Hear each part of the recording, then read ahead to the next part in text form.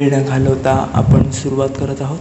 आपण या व्हिडिओमध्ये जे काही पाहणार आहोत त्यात आपण इयत्ता 12वी इतिहास विषयाचे बोर्ड परीक्षेसाठी महत्त्वाचे प्रश्न पाहणार आहोत. हा भाग 1 आहे. भाग 2 मी लवकरच घेऊन येतो. या PDF प्रश्न आहेत आणि त्यांची उत्तरं आहेत. ओके, बघा, सर्वात पहिला जो प्रश्न आहे तो म्हणजे धर्मयुद्धाचे कारण व परिणाम. हा प्रश्न अत्यंत महत्त्वाचा आहे. आता याचं उत्तर लिहिताना म्हणजे कुठल्याही प्रश्नाचं उत्तर लिहिताना तुम्हाला 3 मुद्दे कव्हर करायचे आहेत. ते म्हणजे प्रस्तावना, मुख्य उत्तर आणि मग शेवटी समारोप. एकूण 3 मुद्दे आपल्याला कव्हर करायचे आहेत. या 3 मुद्द्यावर तुम्ही फोकस करायचा आहे. हे जे 3 मुद्दे आहेत त्याच्यावर फोकस करायचा आहे: प्रस्तावना, मुख्य उत्तर आणि समारोप. आता प्रस्तावनामध्ये त्या विषयाची पार्श्वभूमी तुम्ही लिहू शकता आणि मुख्य उत्तरमध्ये त्या प्रश्ना म्हणजे समजा एखादी संकल्पना आहे तर त्याची व्याख्या तुम्ही त्या मुख्य उत्तरमध्ये लिहू शकता.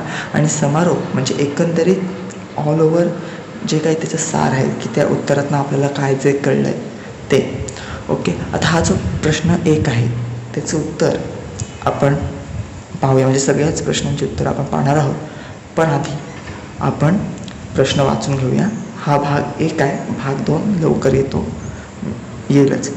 धर्मयुद्धाचे कारण व परिणाम. डच सरकारला युनायटेड ईस्ट इंडिया कंपनीने दिलेले अधिकार. छत्रपती शिवाजी महाराजांच्या आज्ञापत्रातून युरोपियन व्यापाऱ्यांविषयी ज्या धोरणातल्या महत्त्वाच्या बाबी आहेत त्या स्पष्ट करा किंवा त्या सांगा. रामकृष्ण मिशनने केलेले कार्य. ओके, आता आपण टप्प्याटप्प्याने जे आहे प्रश्न आहेत ते त्यांची उत्तर आपण पाहूया. बघा, धर्मोत्तर. तुम्ही प्रस्तावनेमध्ये सुद्धा व्याख्या लिहू शकता किंवा मुख्य उत्तरामध्ये सुद्धा लिहू शकता, काय तेवढा प्रॉब्लेम नसतो. फक्त जास्तीत जास्त आपल्या शब्दात लिहिण्याचा प्रयत्न करा. सर्वात महत्त्वाचं लक्षात ठेवायचं ते म्हणजे काय करायचं आहे तुम्हाला, एक समजून घ्यायचं आहे. ओके, समजून घ्यायचं आहे आणि तर जास्तीत जास्त आपल्या शब्दात लिहायचा प्रयत्न करायचा आहे. ओके, हे उत्तर तुम्ही लिहू शकता किंवा तुम्हाला जे समजलं आहे त्या प्रश्नासंबंधी ते तुम्ही लिहू शकता किंवा त्या संकल्पनेसंबंधी. आपण वेळ न घालवता सुरुवात करूया. बघा, जेरुसलेम आणि बेथलहॅम ही शहरे ज्यू, ख्रिश्चन आणि इस्लाम या धर्माच्या अनुयायांसाठी अत्यंत पवित्र होती. 11व्या शतकात ही शहरे इस्लामी सत्ताधीशांच्या ताब्यात होती. ही शहरे परत मिळवण्यासाठी ख्रिश्चन धर्माच्या अनुयायांनी वेळोवेळी लढाया केल्या. त्यांनाच धर्मयुद्ध म्हणतात. आता याचं मुख्य उत्तर बघा. परीक्षेत हे लिहायची गरज नाही. प्रस्तावना लिहिली म्हणजे हे लिहायची गरज नाही. मुख्य उत्तर, मग ते उत्तर सुरुवात करायची, परिच्छेद करायचा. म्हणजे प्रस्तावना लिहून झाल्यानंतर पॉईंट्स टाकायचे. म्हणजे आता समजा हे झालं की आपण लिहितोय अपयशाची कारणे, मग पॉईंट 1 मुख्य उत्तर लिहित बसायची गरज नाही. म्हणजे मुख्य उत्तर हा शब्द हे वाक्य जे आहे ते लिहित बसायची गरज नाही. डायरेक्ट सुरुवात करायची. प्रस्तावना लिहून झाल्यानंतर मुख्य उत्तराला पॉईंट टाकायचा. अपयशाची कारणे काय बघा. युरोपीय धर्मयुद्धामध्ये ख्रिस्ती धर्मयुद्धांना अपयश आले होते. कारण का, जो पोप आहे, जो धर्मगुरू आहे, त्यांनी या युद्धाकडे एक दुर्लक्ष किंवा संकुचित उद्दिष्टाने पाहिले असे आपण म्हणू शकतो. धर्मावरील कमी झालेली श्रद्धा, पोप व जर्मन सम्राटातील उद्दिष्ट. ओके, परत युरोपातील विविध राज्यांमध्ये एकीचा अभाव होता. नवा व्यापारी वर्ग उदयाला आला आणि युरोपातील युद्धतंत्रात अनेक बदल घडून आले. मग त्यामध्ये किल्ले बांधणे आहे, किल्ल्यांच्या लढाईचे ठाणे म्हणून उपयोग होते. लढाईचा खर्च भागवण्यासाठी युरोपमधील राजांनी नवीन कर पद्धती लागू केली. आता लढाई करण्यामुळे खर्च तर होणार, मग तो भागवण्यासाठी काय केली, एक कर पद्धती त्या युरोपीय राजांनी लागू केली होती. नंतर समारोप करायचा की युरोपातील धर्मयुद्धांच्या अपयशाची कारणे व परिणाम वरीलप्रमाणे आहेत किंवा अशा प्रकारे होती. यांनी सगळं वाचून दाखवलं नाही आहे. तुम्हाला जास्तीत जास्त आपल्या शब्दात उत्तर कशी लिहिता येतील ते त्याचा प्रयत्न करा. आपण पुढे भूगोल या विषयाचे महत्त्वाचे प्रश्नसुद्धा पाहणार आहोत. 10वी व 12वी बोर्ड परीक्षेचे सर्व IMP प्रश्न आपल्या यूट्यूब चॅनलवर येणारच आहेत. तर दुसरा प्रश्न होता की डच सरकारला युनायटेड ईस्ट इंडिया कंपनीने दिलेले अधिकार. बघा, प्रस्तावनेमध्ये तुम्ही काय लिहायचं की युनायटेड ईस्ट इंडिया कंपनीची स्थापना कधी झाली आणि त्याचे ठिकाण कोणते किंवा त्याची वसाहत कुठे होती ते लिहायचं आणि मग मुख्य उत्तर सुरुवात करायचं. जे दिलेले अधिकार आहेत ते. आता 1602 मध्ये अनेक डच कंपन्यांनी एकत्र येऊन युनायटेड ईस्ट इंडिया कंपनीची स्थापना केली होती आणि मछलीपट्टम येथे डचांची पहिली वसाहत होती, म्हणजे ती स्थापन झाली होती. हे तुम्हाला बहुपर्यायी प्रश्नामध्ये सुद्धा विचारले जातील की डचांची पहिली वसाहत येथे स्थापन झाली कुठे, तर मछलीपट्टम येथे. मग मुख्य उत्तराला सुरुवात करायची. बघा, प्रस्तावना, मुख्य उत्तर आणि समारोप आपल्या शब्दात लिहिण्याचा जास्तीत जास्त प्रयत्न करा. तुम्हाला जे समजलं आहे ते तुम्ही तुमच्या शब्दात मांडा. तर युनायटेड ईस्ट इंडिया कंपनीला पूर्वेकडील देशांशी व्यापार करण्याचा अधिकार सरकारने दिला होता. इथे टायपिंग मिस्टेक आहे. ओके, बघा काय आहे, हे तुम्ही ॲज इट इज लिहू शकता किंवा त्यात तुम्हाला जे समजलं ते लिहू शकता. जसं की आता पूर्वेकडील देशाशी व्यापार करण्याचा अधिकार हा युनायटेड ईस्ट इंडिया कंपनीला मिळाला होता. त्या अंतर्गत कंपनीला पुढील अधिकार मिळाले असं तुम्ही लिहू शकता की कंपनीला नोकर ठेवण्याचा अधिकार मिळाला, ते वखारी स्थापन करू शकतात, किल्ले बांधू शकतात, परत तह करू शकतात, असे अधिकार या कंपनीला मिळाले होते. कंपनीने त्यासाठी काय केलं होतं, गव्हर्नर जनरल हा अधिकारी नेमला होता. 17व्या शतकाच्या मध्यापर्यंत कंपनीने आफ्रिकेच्या पूर्व किनाऱ्यापासून ते जपानपर्यंत वसाहती आणि वखारी उभारल्या होत्या. हे सर्व जे आहे ते मुख्य उत्तरात तुम्ही जेवढे मुद्दे आहेत ते लिहायचे. ओके, सारांश पद्धत वापरा तुम्ही. ही एक अभ्यासाची पद्धत आहे जी तुम्हाला काय समजलं आहे ते थोडक्यात मांडण्याचा प्रयत्न करा. कमीत कमी वेळेत तुम्ही जास्तीत जास्त सुद्धा मांडू शकता आणि तुम्हाला जे काही समजलं ते तुम्ही थोडक्यात सुद्धा मांडू शकता, तसं काय प्रॉब्लेम नाही. आता डचांनी भारतात मछलीपट्टम, पुलिकत तसेच आग्रा येथे वखारी स्थापल्या होत्या. मग डचांनी कुठे वखारी स्थापल्या होत्या हे तुम्हाला संकल्पना चित्रामध्ये सुद्धा विचारलं जाऊ शकतं. नंतर विजयनगरच्या शासकीय परवानगीने काय केलं होतं, पुलिकत आणि नागपट्टम येथे किल्ले बांधले होते. पुढे डचांनी पोर्तुगीजांचा पराभव करून कोची, कन्नूर आणि कोलम येथील किल्ले स्वतःच्या ताब्यात घेतले. हे तुम्ही आपल्या शब्दात लिहू शकता की पोर्तुगीजांचा पराभव झाला आणि मग डचांनी काय केलं की कोलम येथील किल्ले किंवा कोची येथे जे किल्ले आहेत ते त्यांनी स्वप्रभावाखाली किंवा स्वतःच्या ताब्यात घेतले. ते कोचीच्या राजाशी तह करून डचांनी काळ्या मिरीची निर्यात करण्याचा एकाधिकार मिळवला.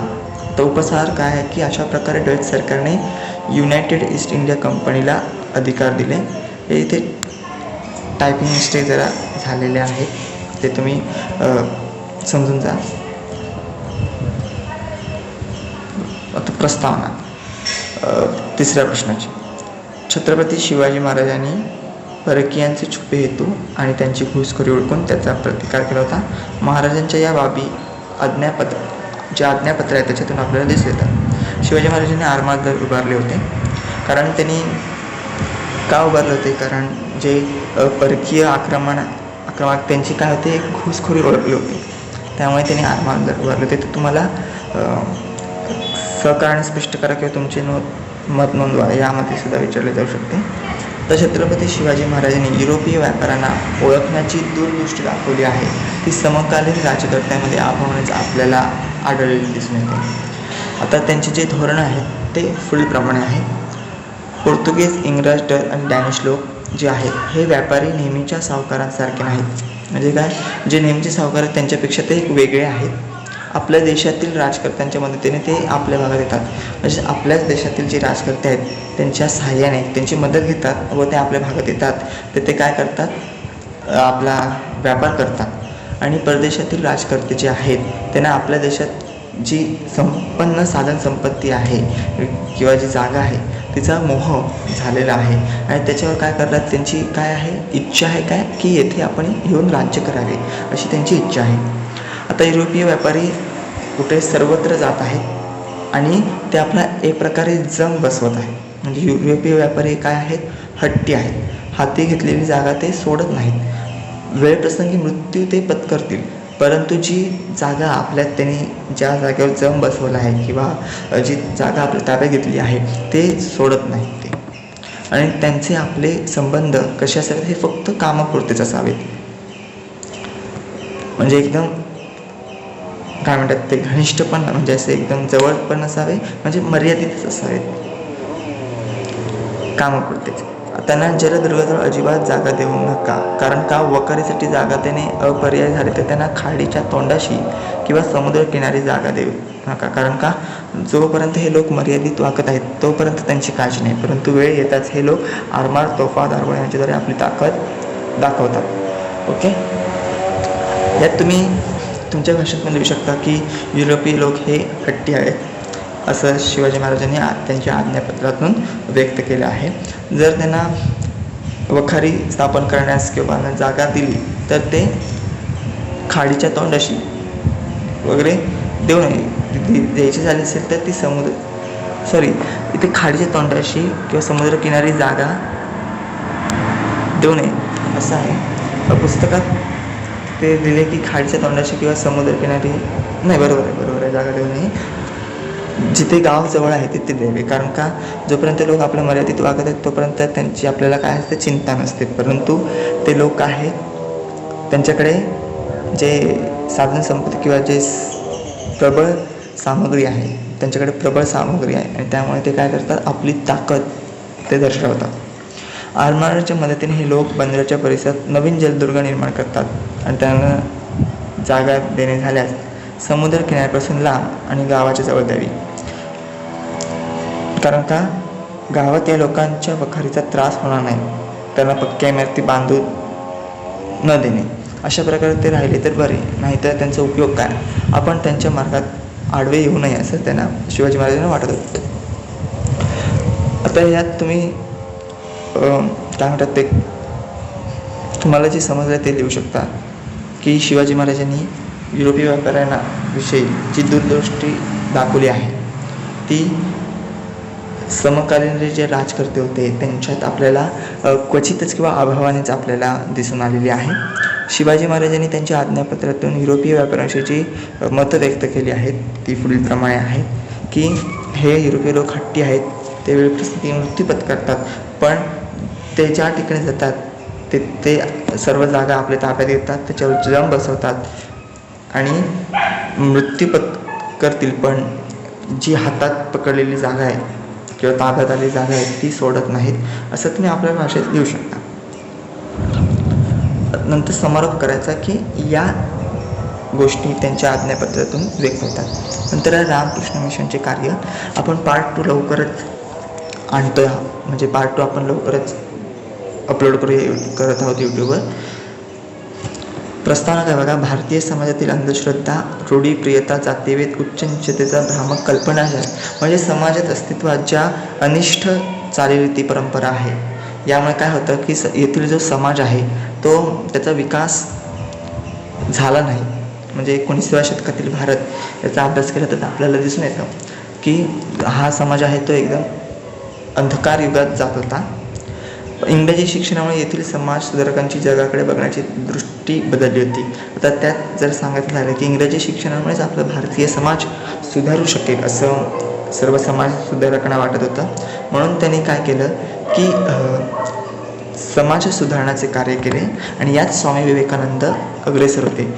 त्यांनी निर्मिलेल्या रामकृष्ण मिशनचे कार्य पुढीलप्रमाणे, हे आपल्या शब्दात तुम्ही लिहू शकता प्रस्तावना त्यांचे कार्य.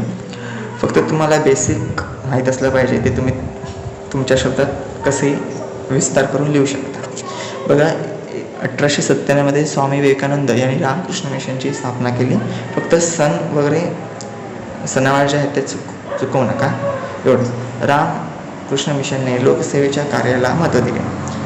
लोकसेवा, लोकांची सेवा करणे हेच रामकृष्ण मिशनचे महत्त्वाचे कार्य होते. मग त्यांनी दुष्काळग्रस्त जे आहेत त्यांना मदत केली.